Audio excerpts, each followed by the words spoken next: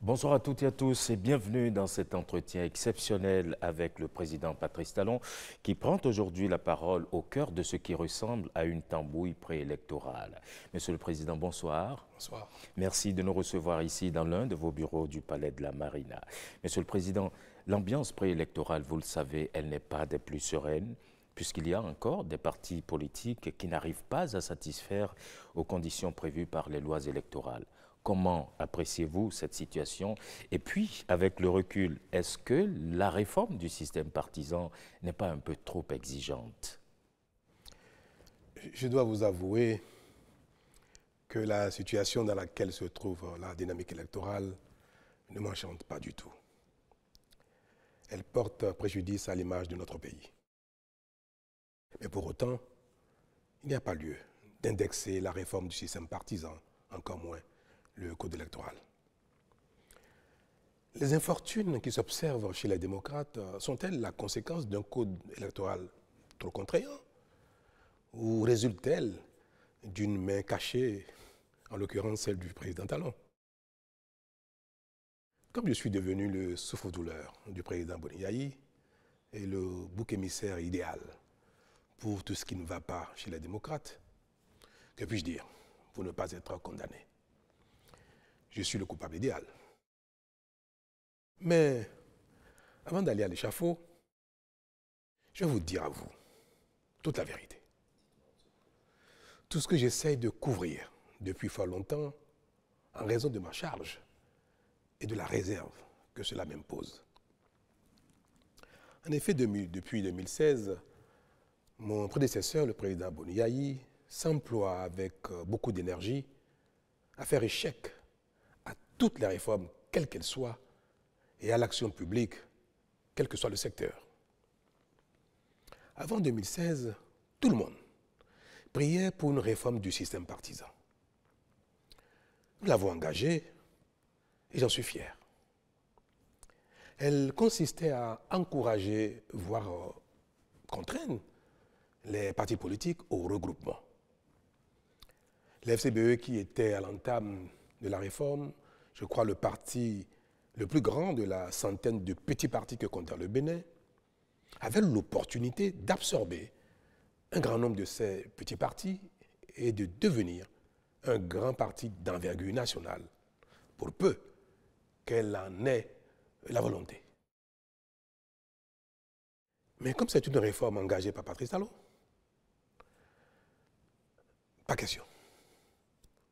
Pas question que cette réforme prospère, même si la FCBE devait en profiter.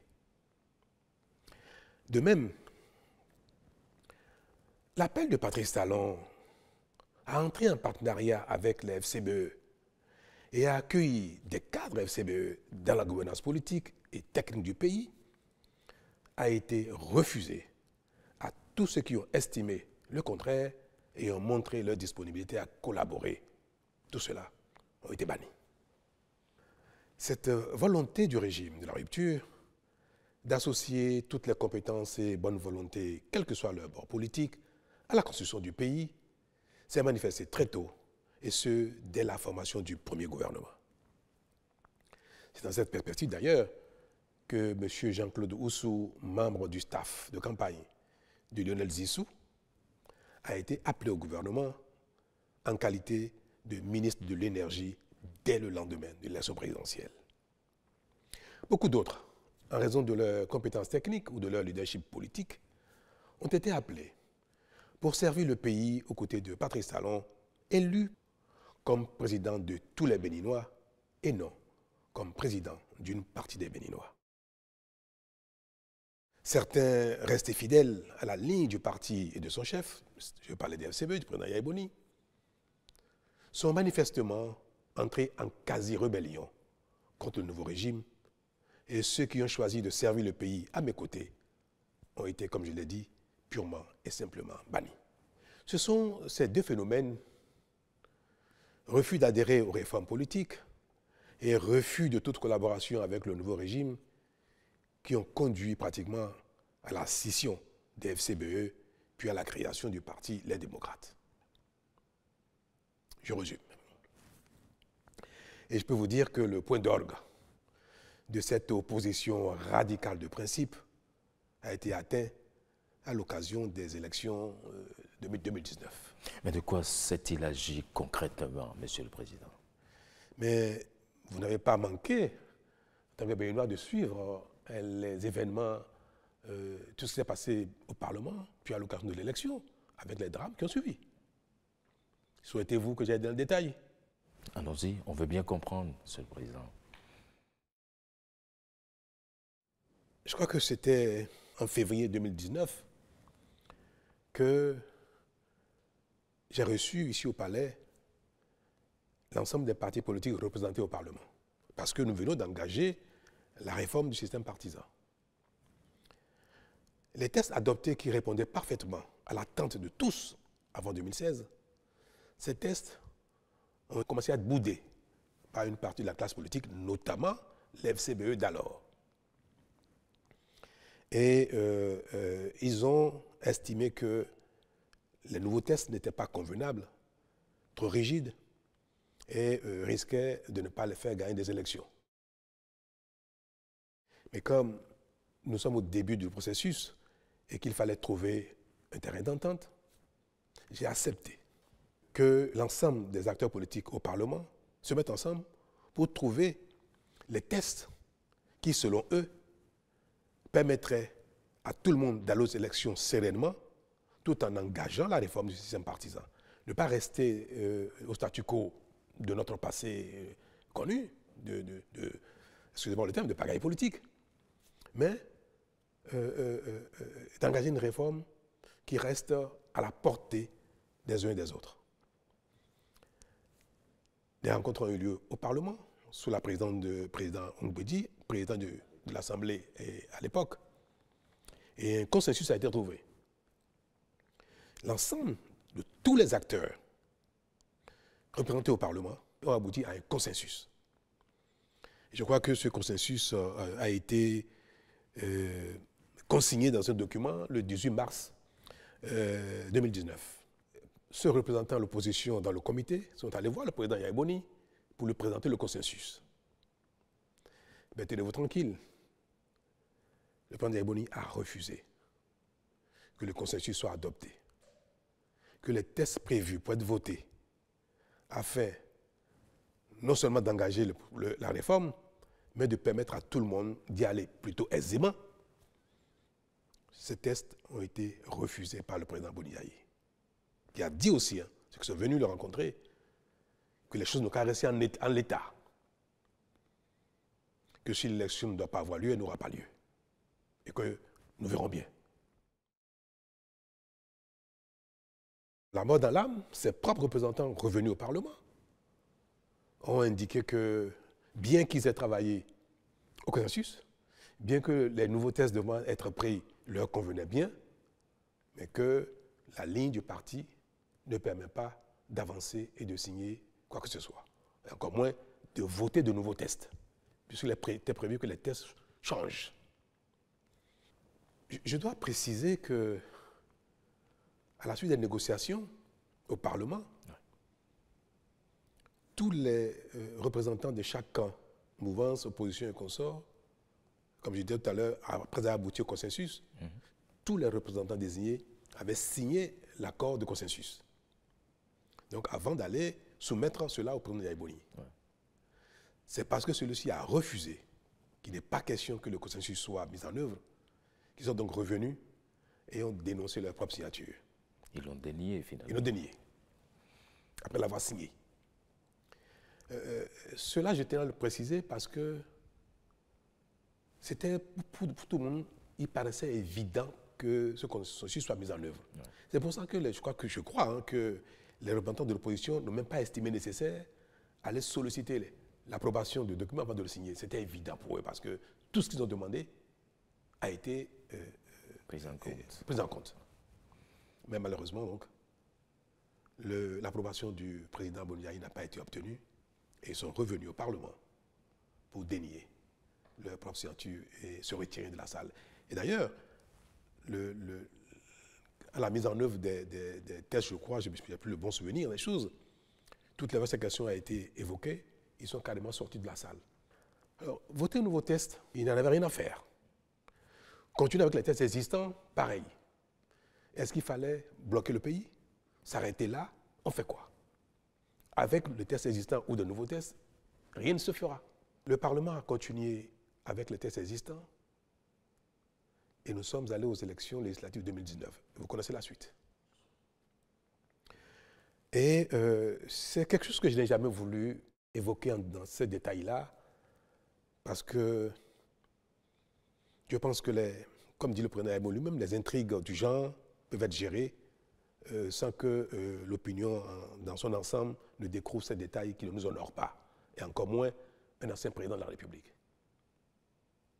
Mais je suis tenu à la fin de dire, que tout le monde m'entende, que ce qui s'est passé en 2019, c'est le président Aïboni qui a été le seul responsable. Il a empêché la tenue normale des élections, il a empêché les démocrates de participer aux élections, c'était l'FCBE à l'époque, parce qu'il a empêché que des tests consensuels soient mis en œuvre pour permettre une élection apaisée. Il a pratiquement empêché que les élections aient lieu dès l'adoption des tests au Parlement. J'ai assumé. J'ai été vu comme celui qui est à l'occasion, qui est à l'origine des violences électorales que nous avons connues. C'est mon rôle, je suis dans la charge, j'ai assumé. Mais ce qui se passe et qui continue de se passer ne peut pas me permettre de rester silencieux indéfiniment. Alors, je crois qu'à la suite de cet événement, nous avons eu droit à l'installation de ce Parlement qualifié de monocolore, la 8e législature. Donc, qui s'est installé sans la FCBE et qui a été qualifié de monocolore. Mais devrions-nous arrêter toutes les réformes en raison de cette situation? De l'opposition du président Aïboni Yahi, de faire partie du pays normal, ou bien fallait-il continuer à construire le pays en faisant les réformes, en espérant que la foi dont le président Boniaï se réclame finirait par l'assouplir. Nous prions tous et nous espérons chaque fois que le ciel nous accorde de faire des bonnes œuvres, de calmer nos pulsions, nos colères, pour qu'autour de nous, la vie soit confortable pour les uns et les autres. Et moi, j'ai espéré que cette foi finirait par avoir raison de la position du président Boniaï. Mais je crois que rien n'y fit. Nous avons donc décidé de ne pas arrêter le processus de mise en œuvre des réformes et nous sommes allés donc le plus loin possible pour rester dans la dynamique de l'aboutissement à un pays doté de grands partis politiques susceptibles de représenter toutes les régions du Bénin à l'occasion de chaque élection, que ce soit législative, communale ou présidentielle. Notre action, qui n'a pas manqué de continuer d'amadouer le président Boniaï et le FCBE d'alors, nous a amené à entamer, à convoquer un dialogue politique en octobre 2019. Alors, l'intérêt de ce dialogue était de tourner la page de la non-participation des FCBE aux élections, de la violence qu'il y a eu, et qu'ensemble, nous repartions sur une nouvelle base avec des tests peut-être nouveaux, un peu réajustés. Disons que j'ai été constamment dans cette dynamique de rediscuter avec les uns et les autres, de trouver des compromis pour avancer. Presque tous les partis politiques existants au Bénin alors, en ce temps, qui ont été invités au dialogue, sont arrivés, y compris les FCBE. Je crois qu'à l'époque, il y avait une dizaine de partis convenablement enregistrés selon la charte des partis. Et les FCBE ont participé au dialogue. Mais le fait d'avoir participé au dialogue, le président Boniaï a décidé d'exclure tous les cadres FCBE, les leaders FCBE qui sont venus au dialogue. Vous connaissez, vous avez suivi un peu ce qui s'est passé dans cette période-là. Bien sûr. Un processus a été engagé pour les exclure du parti. Oui. Je crois que c'était même allé en justice. Évidemment. Je crois que le président Boigny n'a pas réussi à les exclure du parti. Et le parti devait rester dans son intégrité avec tout le monde. C'est ce qui a fait partie le président Boigny avec certains et qui a donné lieu à la création des démocrates. Donc ce parti est né du fait de la participation des FCBE au dialogue politique. Il ne fallait pas que les FCBE participent à des échanges dits dialogue politique.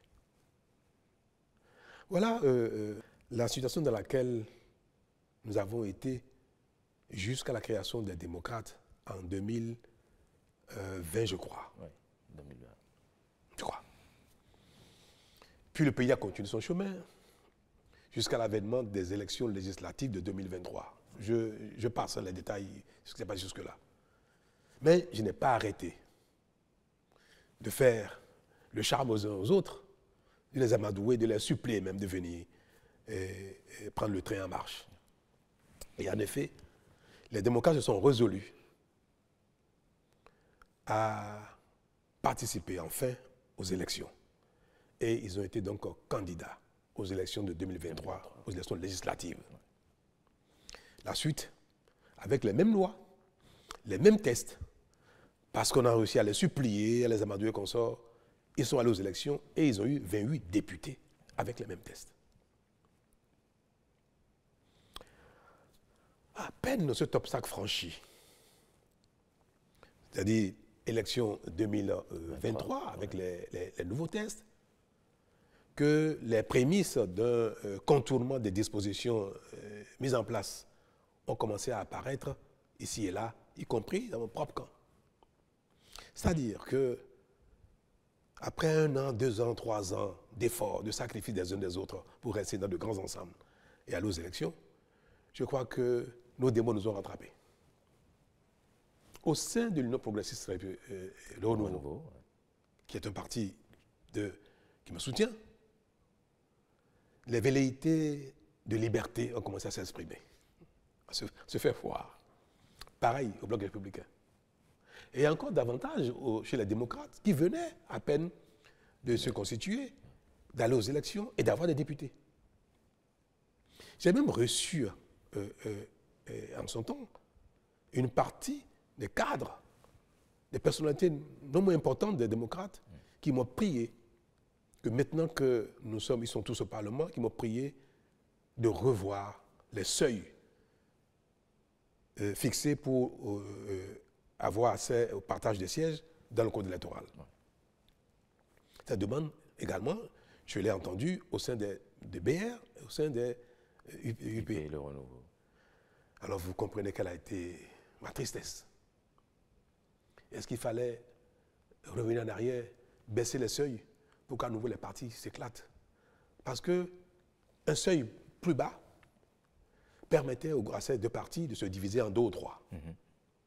Et je l'ai dit même plusieurs fois ici, à l'occasion de certaines rencontres, je l'ai dit au président Boigny quand il est venu me voir, j'ai dit, Monsieur le Président, si j'avais accepté de m'engager avec vous dans la révision du code électoral pour baisser les seuils, les démocrates auraient déjà explosé. Ce n'est pas vous seul, UPR et BR. Dans ces conditions, vous comprenez pourquoi je suis resté droit dans mes bottes en essayant de convaincre les uns et les autres de bien vouloir rester là où ils sont, là où chacun se trouve, afin que nos sacrifices ne soient pas vains, puisqu'on serait retourné à la case départ. Voilà donc ce qui nous a amené à maintenir les tests, le code électoral, les tests actuels en l'état pour, je dirais, forcer la main aux uns aux autres de rester ensemble et même aller au-delà pour continuer les regroupements. Puis arrive le moment présent. L'élection présidentielle et les élections législatives et communales de 2026 et patatras. Le code électoral actuel a certes placé la barre haut pour tout le monde, mais a surtout permis, voire recommandé à chacun d'être disposé, après les élections, à échanger avec les autres afin qu'ils ne se voient plus comme des ennemis. Car c'est ce qui se passe actuellement. Et cela ne doit pas continuer. Ce que je dis par là? Vous observez que les échanges politiques, tout ce que fait le régime actuel et la réaction, les commentaires, l'opposition des partis dits d'opposition donnent l'impression que nous sommes dans un champ de bataille, sur un ring. Et ça, je l'ai dit une fois, on ne peut pas construire le pays quand on a l'impression qu'il y a une partie du pays contre une autre. Je suis à la fin de mon mandat et ce serait regrettable que je ne fasse rien pour que les choses changent.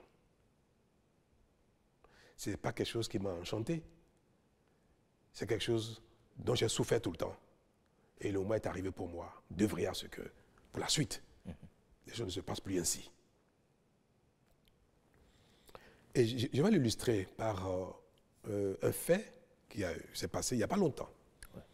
Le vote du budget de l'État 2025.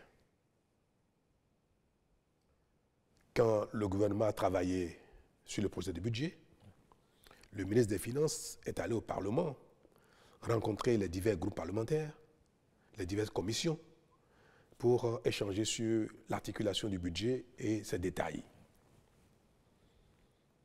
Les démocrates, pour une fois, ont participé au débat et ont fait des observations pertinentes et ont suggéré des modifications et des amendements au projet de budget. Le ministre des Finances s'est employé à prendre en compte la quasi-totalité des observations et des recommandations des démocrates. C'était une belle occasion pour montrer que le pays est un, indivisible. Et je profite pour l'en féliciter à nouveau, mais toutes les gymnastiques possibles ont été faites pour que toutes les observations soient prises en compte et toutes les recommandations des démocrates soient intégrées au projet de budget. Le ministre est revenu au gouvernement, présenter la nouvelle mouture. Le gouvernement l'a approuvé entièrement dans son intégralité et a souhaité que le budget soit voté en l'état avec les nouvelles dispositions. Au vote, les démocrates ont fait exactement ce qu'ils ont l'habitude de faire, exactement le contraire de ce qu'ils ont souhaité. Quelques jours avant, ils ont voté contre le budget. Comment ça peut se comprendre? Et nous avons appris dans les coulisses que le compte rendu qui a été fait au président Yahya Boni pour solliciter son accord avant de voter le budget, que ce accord n'a pas été obtenu et que le président leur a interdit de voter le budget, bien que celui-ci ait pris en compte la quasi-totalité de leurs observations et recommandations. Ce n'est pas acceptable. Et vous voulez que, passant la main, je ne sais pas à qui, que je ne recommande pas que le pays continue ainsi. On a l'impression que la compétition politique s'exerce dans une adversité éternelle. Qu'après les élections, les partis ayant été en course deviennent des ennemis. Mais ça ne se passe nulle part comme ça. C'est vrai. Cela arrive quelquefois dans quelques endroits du monde.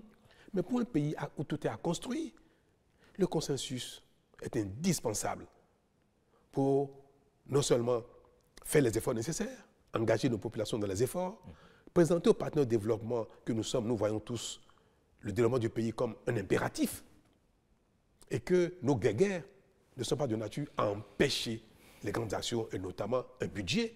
Vous voyez ce qui se passe en France? La France peut se permettre de ne pas avoir un budget. Le pays est grand. L'industrie, le commerce fonctionnent parfaitement sans l'État. Et l'État n'est pas le principal acteur économique.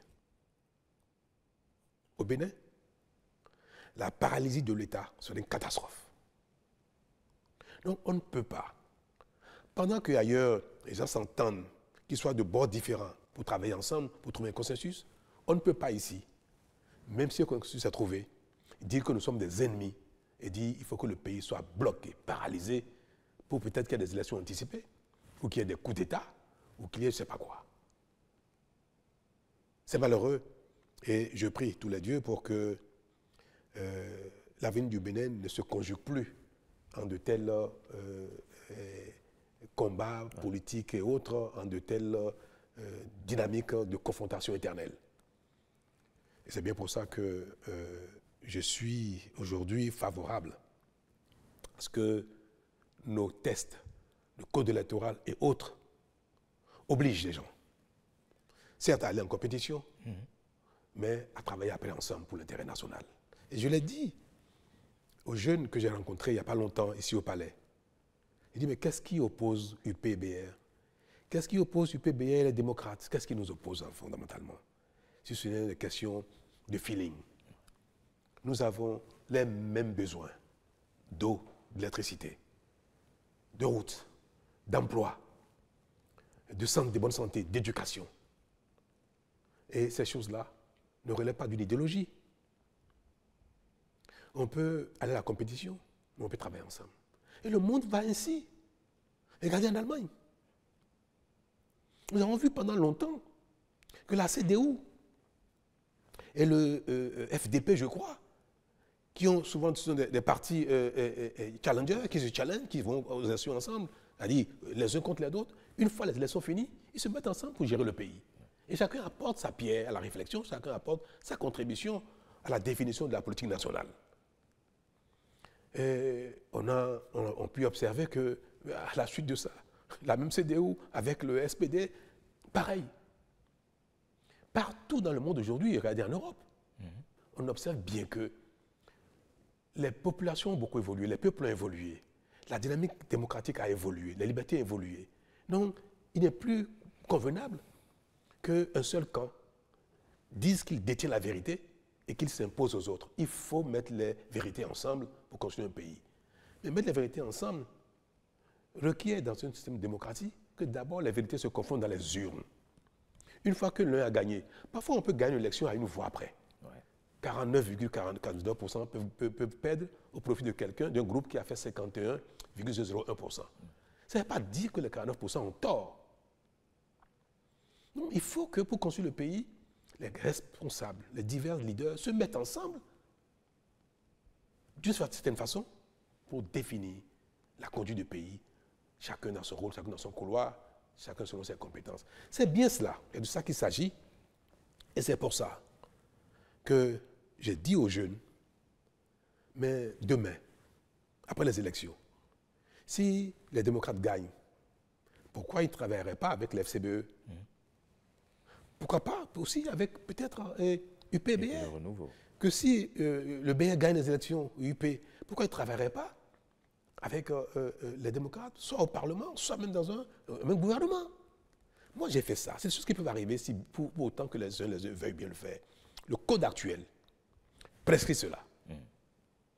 Est-ce que c'est mauvais que notre code électoral demande aux partis candidats de dire s'ils ont l'intention, après les élections, d'échanger, de collaborer pour la gouvernance du pays?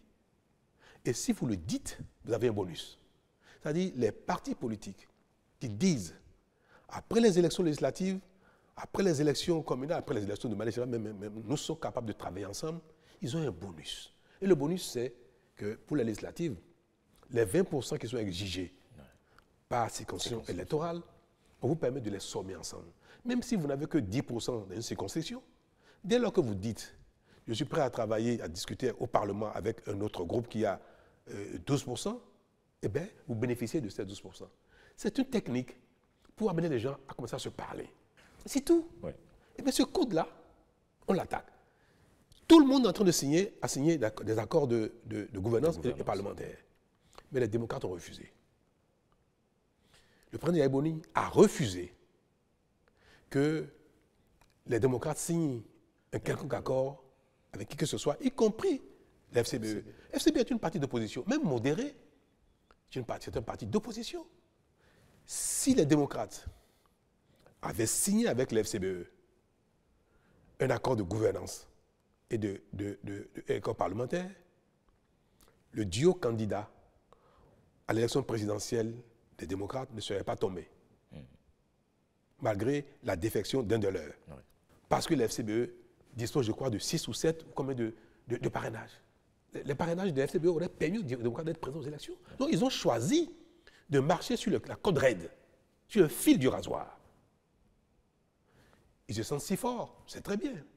Mais en ce moment, quand on a choisi de marcher sur un fil et qu'on tombe, il ne faut pas chercher les boucs émissaires ailleurs. Je suis malheureux de le dire et de le répéter. Je suis malheureux que les démocrates n'aient pas l'élection présidentielle. Ils avaient la possibilité de le faire. Ils pouvaient signer un accord avec l'FCBE. Et moi, j'ai demandé même à l'UP et au BR de rester disposés à signer avec les démocrates un partenariat ou un accord de gouvernance. Si je l'ai dit publiquement, devant le peuple, avec les jeunes, c'est parce que c'est ma consigne. Et je l'ai dit pour que les cadres des deux partis UPBR entendent publiquement que le président de la République, qui est aujourd'hui le chef de la majorité, souhaite que UPBR puisse signer avec n'importe quel autre parti, compris les démocrates. Je l'ai dit publiquement. Qu'est-ce qui, honnêtement, pourquoi Yabou ne peut pas accepter de signer un accord avec ceux-ci et dire que si vous gagnez ou si je gagne, nous pouvons travailler ensemble. Mais cette déclaration ne veut pas dire qu'ils ont l'obligation demain de nommer des ministres de parti. Non, c'est juste l'intention. À la limite, même ils peuvent ne pas le respecter plus tard. Mais ce serait bien que le peuple entende, qu'eux-mêmes se disent, travailler ensemble n'est pas un problème quand on est dans le même pays. C'est tout ce que voulait le Code. Et cela leur aurait permis, cette déclaration d'intention leur aurait permis aujourd'hui d'être candidat au présidentiel. Si vous permettez, allez-y, monsieur le président. L'élection législative arrive bientôt. Ouais. Le Code dit qu'à défaut d'accord de gouvernance, à défaut d'accord parlementaire, ouais, chaque liste, chaque parti devra réaliser 20% de suffrages, obtenir 20% de suffrages dans chacune des 24 circonscriptions législatives. Aujourd'hui, aucun parti n'est en mesure de le faire. Peut-être que demain, ils le feront. Ni UP, ni BR, ni FCBE, ni MOEL, ni RN, même les démocrates, en tout cas, ils ne l'ont pas. Je ne sais pas s'ils y parviendront. Nous voulons y arriver là. Nous voulons y arriver. Que demain, nos partis soient d'envergure pour pouvoir être représentatifs partout. Et que partout dans le Bénin, les gens se sentent concernés par l'action d'un parti, le pouvoir d'un parti. Même si le parti n'est pas majoritaire partout, que le parti soit présent, suffisamment présent partout. Comme on n'y est pas encore, et que nous demandons aux gens de se regrouper pour y arriver, mais en attendant d'y être, on demande aux gens de faire des déclarations d'intention. Rien que ça. Que les démocrates disent, je pourrais travailler avec les BR après les élections. En quoi? En quoi vraiment? C'est noble comme intention. Oui. Ça peut les influencer demain à être un peu disponibles. Mais en quoi c'est une contrainte? Oui, et cela leur aurait permis bientôt d'aller aux élections législatives sans être soumis à la satisfaction de ces 20% exigés. Et ils pourront avoir peut-être 50%, 60% du Parlement. Peut-être qu'ils auront 80 députés sur 109, rien qu'avec cette déclaration d'intention. Moi, je fais tout pour amener les uns les autres à travailler ensemble, à ne plus être des ennemis, au moins à déclarer leur intention de non-agression. Oui, vous parlez si bien d'intention de non-agression, mais croyez-vous vraiment à la viabilité de ces alliances entre des partis qui aujourd'hui sont d'obédience différentes?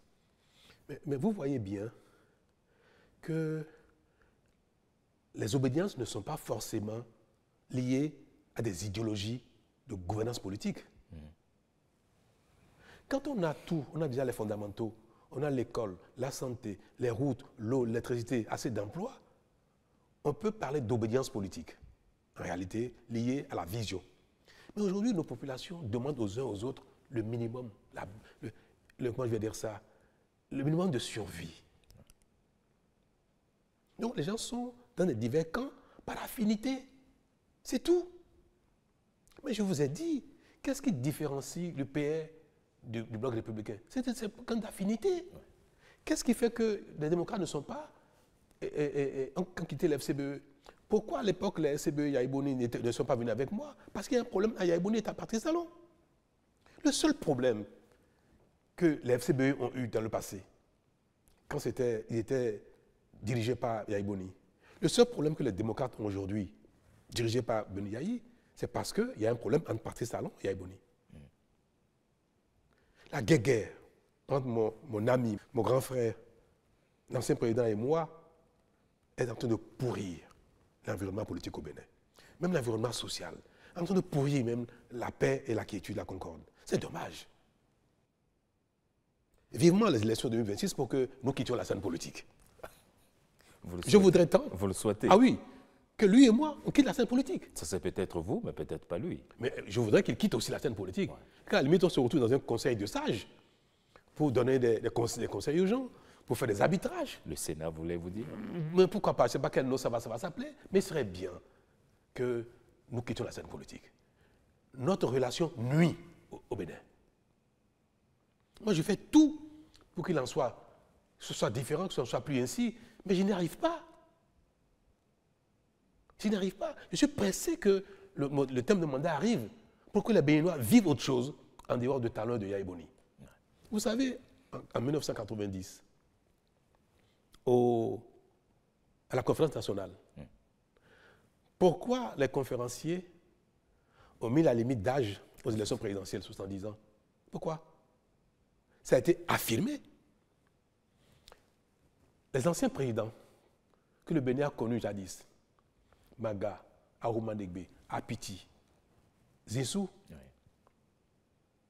ont pourri la vie aux Béninois par la compétition politique, par la guerre de leadership. À la conférence, paix à l'âme d'Apiti, Apiti n'y était plus, mais il restait encore 3. Maga, Arouma Degbe, Zissou. Presque à l'unanimité, sauf les 3. Les confédérations ont décidé de les mettre à l'écart, de les mettre au repos, de leur interdire d'être candidats. C'est ça aussi, les lois des pays sont faites pour régler les problèmes qui se posent au pays. Moi, je demanderais bien au Béninois, au Parlement, de voter une loi constitutionnelle pour interdire à Talon, à Yaïbouni et à Soglo de faire la politique. Qu'on aille passer nos vacances au village. Votre retraite plutôt. Mais ça devient impératif pour le Bénin. Et je vous le promets. Si les Béninois apprennent à nous oublier demain, les choses changeront très vite dans le pays, plus vite qu'on le pense. Alors, une dernière question, oui. Monsieur le Président. Vous permettez, est-ce que vous pensez que les frondeurs LD aujourd'hui pourraient atterrir aux côtés des partis de la mouvance? Mais beaucoup d'entre eux sont demandeurs. Ah oui. Beaucoup de démocrates sont demandeurs. Quand le président Boni est venu me voir ici au palais il y a quelques jours, il m'a demandé, mais il faut faire quelque chose pour que le duo soit réhabilité. Mais je lui ai dit, je n'ai pas fait de miracle. C'est trop tard. Vous le saviez ça. Pourquoi vous n'avez pas voulu le faire plus tôt? Pourquoi vous n'avez pas voulu faire un accord avec les FCBE, ni avec BR, ni UP? Mais il m'a dit, oui, d'accord, c'est trop tard, mais qu'est-ce qu'on peut faire maintenant? Je dis, Monsieur le Président, dites-moi, s'il y a un moyen de le faire, je le ferai. Mais je ne trouve pas comment revenir en arrière. Il souhaitait quoi? Annuler le processus. Il faut repartir. Mais ce n'est pas bien. Il ne faut pas que leur intransigeance, leurs erreurs amènent le pays à faire du n'importe quoi. Donc j'ai dit, Monsieur le Président, ce n'est pas possible. Moi, je ne peux rien faire. Je ne vois pas ce que je peux faire pour ramener le processus en arrière afin que Maître Agbodjo et l'audio soient à nouveau éligibles. Je ne sais pas ce que je peux faire. Si vous trouvez quelque chose à me conseiller qui est dans mes cordes, je le ferai. Mais quelque chose de réaliste. Et puis nous avons parlé de législative. Et je lui ai dit, Monsieur le Président, attention. Ce que vous nous faites, ne continuez pas, parce que si jamais il y a un malheur aux législatives, vous serez seul responsable. vous n'allez pas chercher encore talon si jamais les élections législatives se passent mal et que les démocrates ne sont pas au Parlement. Parce que le risque n'est pas le Parlement guette tout le monde. Tous ceux qui veulent aller aux élections tout seuls, ils sont guettés par ce risque-là. Et si ça arrive, et il m'a dit, le président Boniaï, j'ai entendu dire que j'ai dit que je veux que tout le monde aille au BR ou à l'UP. Mais ce que je lui ai dit, c'est simplement que les uns et les autres discutent, que les démocrates peuvent discuter avec UPBR, discuter avec CBE pour faire une déclaration d'intention, d'amour. Même si l'amour ne se consomme pas après, parfois la déclaration peut suffire. Pour qu'il n'y ait pas ce risque-là. Il est parti d'ici en me disant qu'il me reviendrait là-dessus et qu'au besoin, je pourrais aider à ce que les UPBR acceptent de le faire. Le débat a eu lieu chez les démocrates au lendemain de son arrivée ici. Le débat a eu lieu. Certains ont dit « Alléluia, il faut le faire ». D'autres ont dit non. Et in fine, le président Boniaï lui-même a dit non. Nous aurons des élections dans ces conditions, quelles que soient les conséquences que ça va générer. Et nous verrons bien après ce qui va se passer. Mais alors, il ne se passera rien du tout. Si les démocrates décident d'aller aux élections dans ces conditions, ben, il ne se passera rien du tout. Je vais prier simplement pour qu'ils gagnent, qu'ils enlèvent des sièges pour que le pays retrouve son calme comme d'habitude. Un mot, Monsieur le Président, pour conclure cet entretien. Mais je voudrais conclure cet entretien avec vous et vous interpeller vous-même en tant que Béninois, juste pour dire qu'il faut préserver la concorde, l'unité. Et il faut que chaque personne, chaque leader, chaque Béninois qui, dans sa vie sur cette terre, finit d'accomplir sa mission, un rôle donné pendant un temps, qu'il veuille que ceux qui vont le succéder, quelles que soient les conditions, puissent réussir pour l'intérêt général. Que celui qui part ne souhaite pas le chaos après lui. Je veux dire que la compétition politique ne doit pas se faire au détriment du pays. Malgré nos déceptions, malgré nos divergences, il ne faut pas que nous soyons ennemis au point de compromettre l'intérêt général. Moi, j'en ai donné le signal.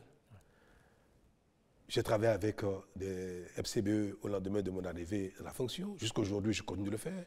L'ancien Premier ministre Zinsou, qui a été mon challenger aux élections de 2016. Aujourd'hui, il travaille avec le Bénin, il travaille pour le Bénin. Il fait des choses extraordinaires. Moi, je suis admiratif de ce qu'il fait. Il nous accompagne beaucoup, il nous aide beaucoup. Il aime son pays.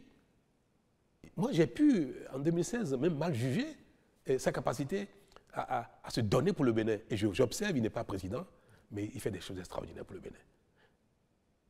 Et ça, vous voyez, s'il avait suivi Yaya Boni, il nous aurait privés de ses compétences. Il nous aurait privés de tout ce qu'il nous apporte dans le succès de notre action. C'est ce que je voudrais que chacun fasse, qu'on soit d'un bord ou de l'autre. Quand c'est le pays, on peut servir le Bénin. On peut ne pas être d'accord avec Talon, Patrice. On peut ne pas être d'accord avec la rupture. Mais il ne faut pas saboter le Bénin.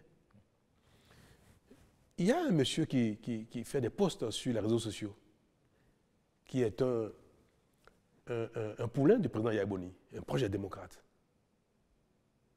Protéger un poulain, je sais de quoi je parle, Yaya Boni, qui raconte sur les réseaux sociaux que nul ne doit aller investir au Bénin. N'allez pas au Bénin, vous serez escroqué, vous serez broyé, vous serez mis en prison. Les Béninois sont des voleurs, ils vont vous voler, ils vont vous escroquer. L'État même du Bénin va vous escroquer aussi, vous serez broyé. C'est un Béninois qui est un des sympathisants démocrates, un proche du président Yaya Boni, qui dit de pareilles choses sur les réseaux sociaux. Mais j'aurais voulu dire au président, mais dites-lui d'arrêter, c'est pas bien, parce qu'il ne porte pas préjudice à Talon, c'est le Bénin. Il dit aux gens de ne pas venir au Bénin, n'allez jamais au Bénin.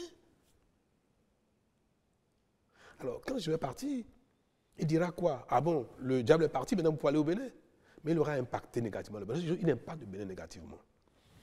Quand le président est venu me voir il y a quelques jours, permettez que j'aille de conclure. Il y a des web activistes qui sont dans la même dynamique, qui seraient en détention aujourd'hui. Ben Yahi m'a prié de faire quelque chose pour les libérer. Je dis, mais je fais quoi, Monsieur le Président? C'est la justice je ne commande pas la justice en cette matière. Il me dit, non, faites quelque chose parce que quand ils vont sortir, ils ne recommenceront plus. Je dis, ah bon, Président, vous pouvez en jurer? Il m'a dit oui. Et c'est alors que je lui ai dit, ah bon, non, vous êtes commanditaire. C'est pas bien. C'est pas bien.